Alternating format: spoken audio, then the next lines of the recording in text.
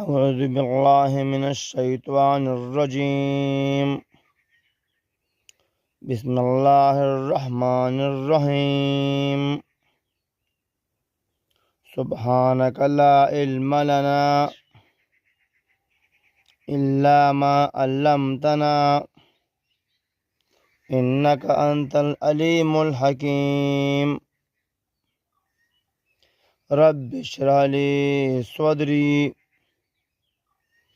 ويسر لي أمري واحلل عقدة من لساني يفقه قولي. نن زمن د بیان موضوع ده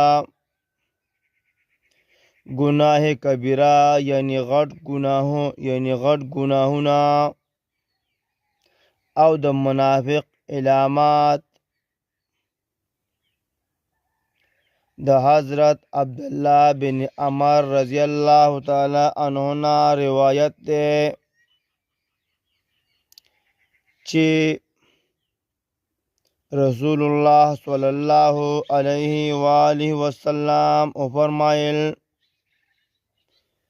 چې د الله تعالی سره شریک نیول او د مور پلار نافرمانی کول او ځان قتلول او په دروغو قسم خوړل کبیره ګناهونه دي. دا حدیث بخاری کې راغلی دی. د حضرت ابي هريره رضی الله تعالی عنه روایت ده چې رسول الله صلی الله علیه و آله وسلم فرمایل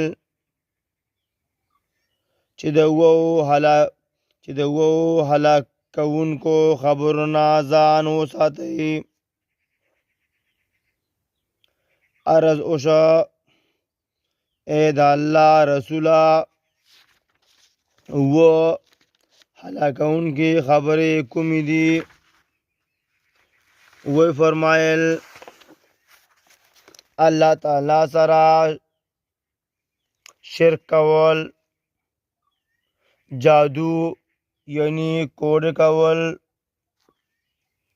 قتل کول،